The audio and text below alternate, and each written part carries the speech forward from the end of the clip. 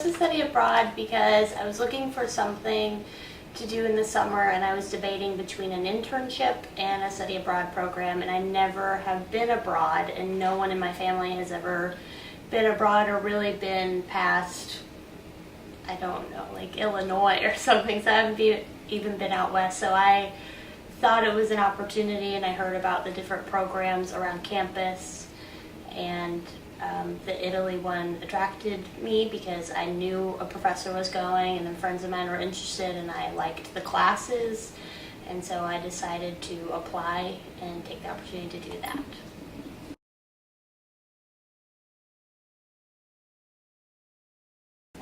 There was a lot of different stuff that we did in Italy. We were primarily, as I said, in Florence, and that's where we had classes. We had classes Monday through Thursday, and then we had weekends off, and during that time we were encouraged to travel throughout the country, and as well as, I know people in my program, I didn't personally go, but people went to like Paris, and I think they went to London and other countries kind of close to the area, but we were highly encouraged to travel other places in Italy. And so I did that. I went to Assisi for one weekend, which was absolutely beautiful.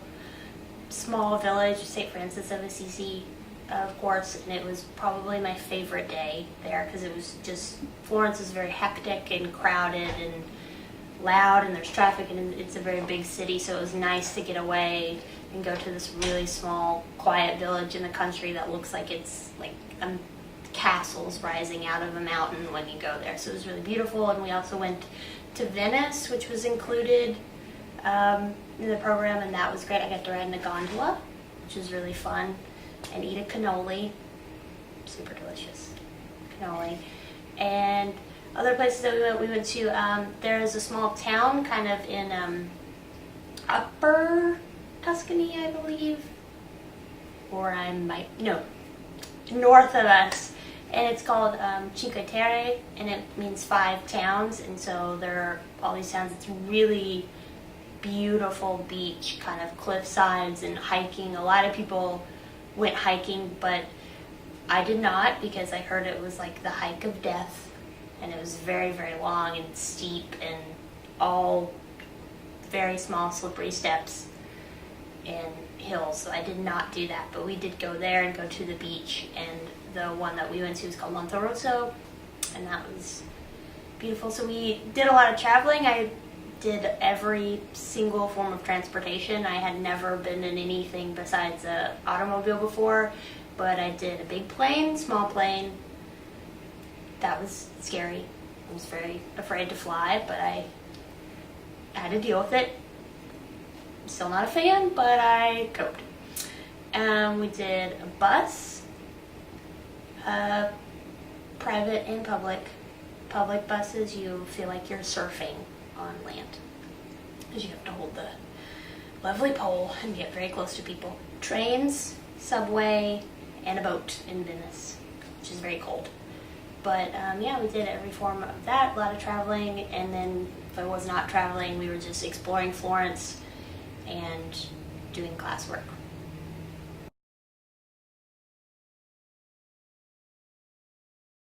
I think the biggest surprise is I noticed kind of early on the things that were the most different to me about Italy were the really small things, which sound probably minuscule compared to some people, but simple things that I think we take for granted here in America, like they do not have refills there. You have to pay for everything. Water is not free. You get a bottle. It kind of looks like it's a small wine bottle, and it's about this big, and it's a glass bottle, and if you say, I want water, and you're seated with a friend of yours or a table of 6 people and you all want water, they have that one bottle for all 6 of you, and you're to split it for the whole meal. And if you want more, you bring another bottle and you have to pay the €4 or however much it costs more. And so that was kind of a test in learning to, take in exactly what we needed and not rush through meals and things like that. They don't really have towels there that we noticed very much. Their towels were weird. It almost felt like a weird tablecloth type thing. You have to pay to go to the bathroom, which is not fun, especially if you're walking around a city all day and you really just want to pop in a store and use the restroom very quickly and leave, but those are practically non-existent, and if you do have to pay, some of the conditions are less than ideal. Like, for instance, when I said we went to Monterosso, that was one of the places was a hole in the ground to use the bathroom, so those were surprises, things like that. But then there were also good surprises, like the city is so beautiful, and being from a really small town, being able to go outside and walk everywhere was really lovely, and kind of I understood why that's a plus of a city, to actually slow down. I think people slow down there, and one of the things that I most appreciated was meals. Meals there typically hours long, and waiters leave you alone. They kind of bring you your food, and you have to hunt down the check and stuff like that, because they just want you to leave you alone. That's the time of the day where you stop and you enjoy the company and the people you're with and the food. And so everything is rushed. No one had their phone out. I think that was one of the things that gave us away as Americans. No one was on their phone in a restaurant. Everyone was just talking, enjoying each other's company, and resting, and I really appreciated that.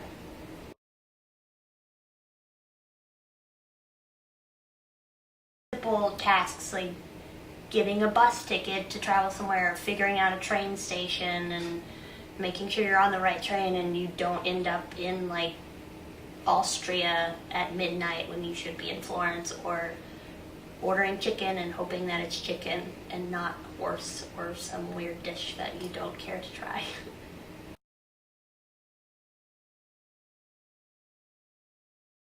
And always have a buddy. I know they always say use the buddy system, but it's very, very true, especially in a foreign country where you don't know anyone, and it's very hard. Like, if you're having trouble simply finding your way back to a hotel or wherever you're staying, or ordering, or getting lost, then it's always good to have a buddy, and that person will get you through the many long hours of being cramped in a hotel with 20 different people talking and missing home and being exhausted. Having a buddy really helps. And simple things like packing. I know on our program they give you a huge list of a million different things to pack, and you think that you need to pack it all. You don't. Pack very lightly. You can rewear clothes, and there are usually laundry facilities in the city fairly close by. The only thing that I would say if you're going to overpack something is pack undergarments.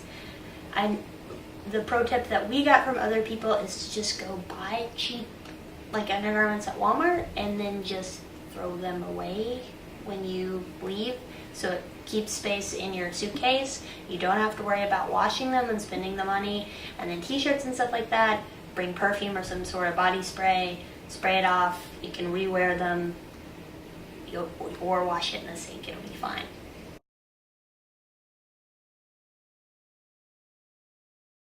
Yes, I would recommend studying abroad. I think it's really important for people to do, especially at this age, especially if you've never been abroad, if you've never traveled, if you've never been anywhere. I think it's definitely something you need to do, because it will completely open your eyes to so many things, and I think it made me appreciate what I have a lot more, and also appreciate different cultures, and just gain some more independence, which is